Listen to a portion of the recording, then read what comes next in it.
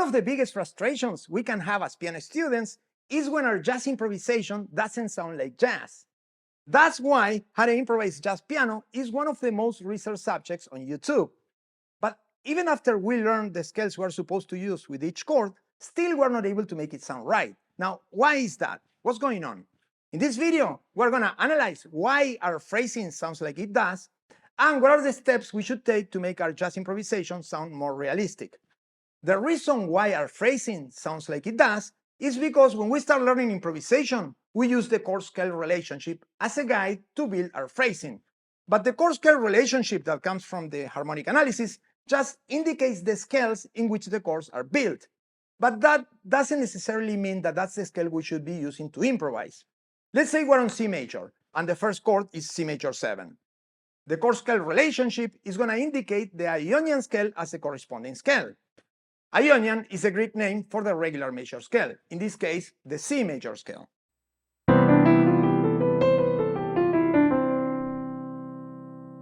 Now, the problem is that when we phrase over this scale, we get something like this.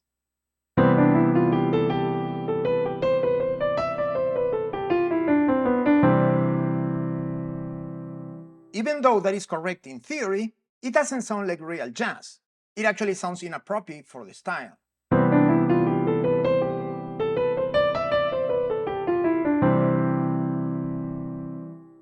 And here is where we usually get stuck in a loop, in an eternal search for some kind of a miracle. But how do we get out of this? To make our jazz improvisation sound like jazz improvisation, there are 3 things we need to know. Number 1, the major scale is not the answer. Unless we are improvising over the first major 7 chord of the tune, the Ionian scale is not the one we should be using.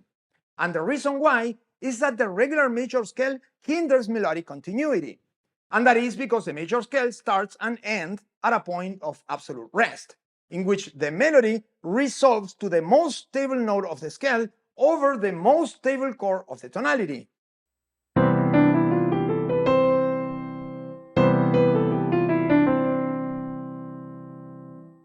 And that's the reason why we find that scale so hard to phrase.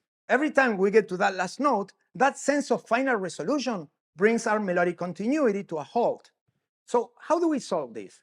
In jazz, we can solve this by using the Mixolydian scale instead of the Ionian. Now, don't let those names intimidate you. The Mixolydian scale is the same as the major scale, but instead of starting from the 1st degree, we start from the 5th degree. Instead of we play.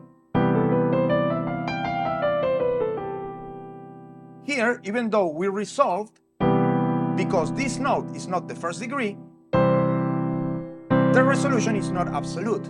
And by not having that sense of final resolution, that in itself promotes melodic continuity.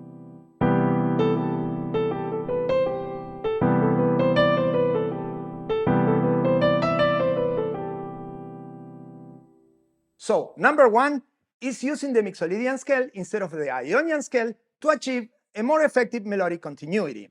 Number 2, due to their odd nature, the 7-note scales are unstable and they tend to get out of beat. That's because the vast majority of jazz tunes are written in 4x4, and since 7 is not divisible by 4, the scales tend to go out of beat when we play them. Let's say we are playing here over the Mixolydian scale. It goes out of beat.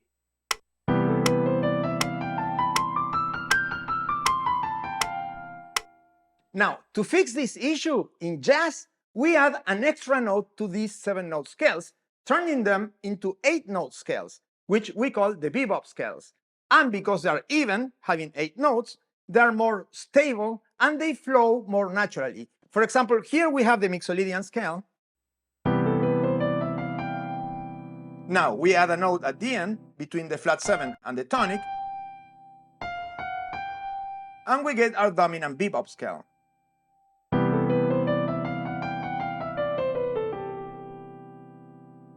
Now check out how this scale flows more naturally than the previous one. Mixolydian,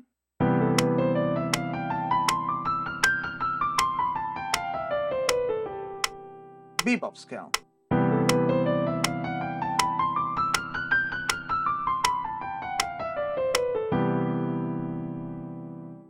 Now, here we're in a different world.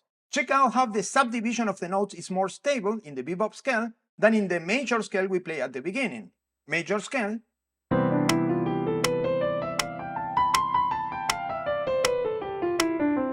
bebop scale.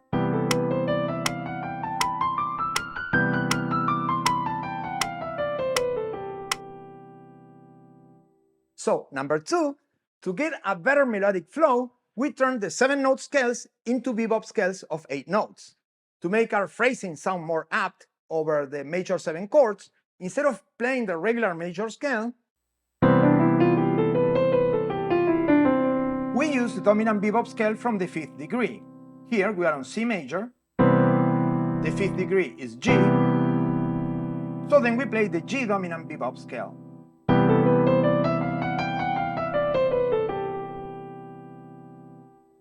And 3, we need to learn the bebop phrasing technique.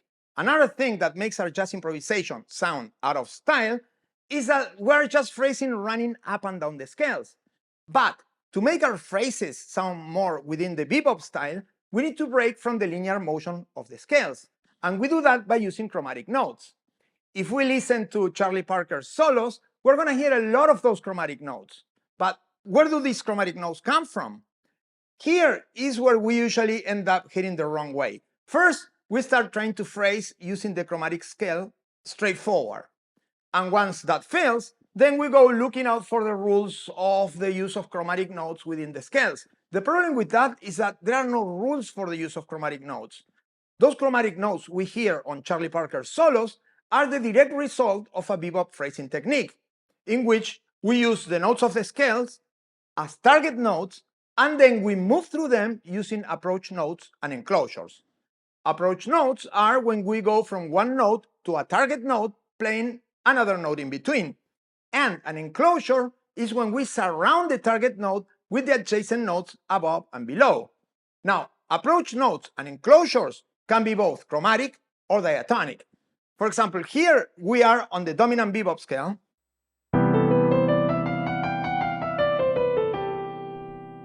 Now, the notes of the scale are going to be our target notes. And we're going to move through them using approach notes and enclosures. We start on G. Now our next target is A. Now, to go from G to A, we're going to use a note in between as a chromatic approach note. In this case, the note in between is G sharp. So we're going to play G, and we're going to use G sharp as a chromatic approach to A. And that is. And now we do the same from A to B. We go from A, and we're going to use A sharp as approach note to B. So then we have. Now here, our next target note is C. But from B to C, we do not have a note in between. Then, because we don't have a note in between, instead of using an approach note, we're going to use an enclosure instead. We're going to play. As we said, an enclosure is when we surround our target note, in this case C, with the adjacent notes below and above.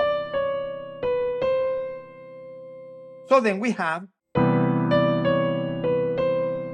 Again, the whole thing from the top is. Now, here we're on C, and the next target note is D. Between C and D, we have C sharp. So then we're going to go from C, and we're going to use C sharp as an approach note to D. Now the same thing to go from D to E. We have D sharp in between. So then we're going to go from D, and we're going to use D sharp as an approach note to E. So then we have. And now we're going to go from E to F sharp. And we have F as a note in between. So then we have E, and we're going to go to F as an approach note to F sharp. Again, we have. And now to go from F sharp to G, we don't have a note in between. Therefore, instead of an approach note, we're going to use an enclosure. We're going to play. Again. So then we have.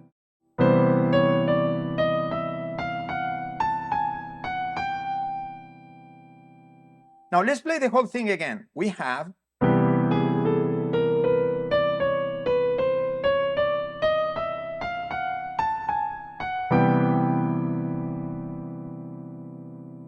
so now here we're playing every single chromatic note.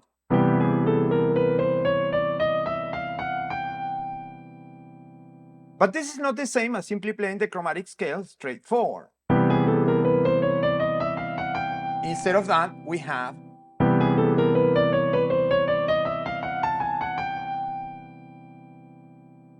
and that's different because here the chromatic notes are the byproduct of the use of approach notes and enclosures. So instead of playing, we get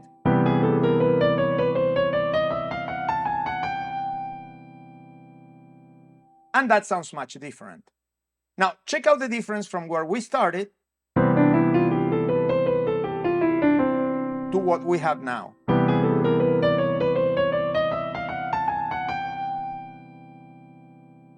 And of course, we have other ways of playing that. For example, if we pay attention, here our phrase does not resolve on the downbeat.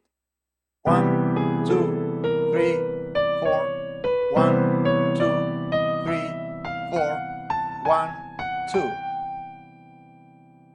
Now, let's say we want our phrase to resolve on the downbeat. Then, instead of using all chromatic approach notes, in the second part of the phrase, we can use diatonic approach notes instead. Instead of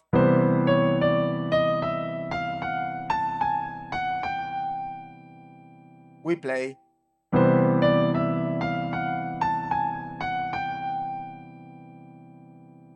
now our phrase resolves on the downbeat. 1, 2, 3, 4, 1, 2, 3, 4, 1. Now let's complete the phrase on descending motion. We're gonna play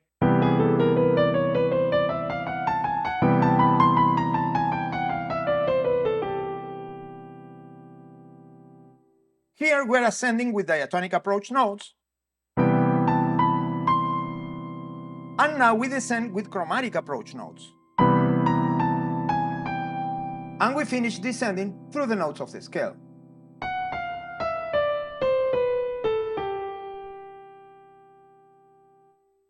So then we have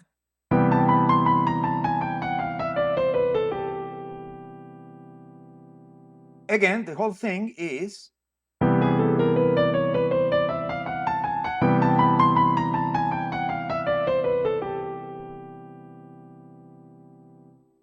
now here, descending, we're not using enclosures.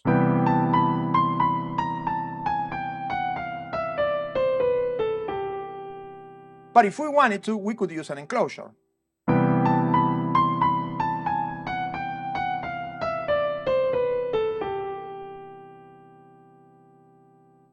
And that would be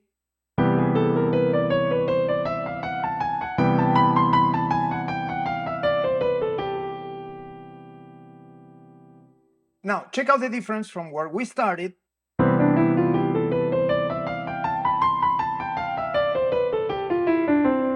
to what we have now.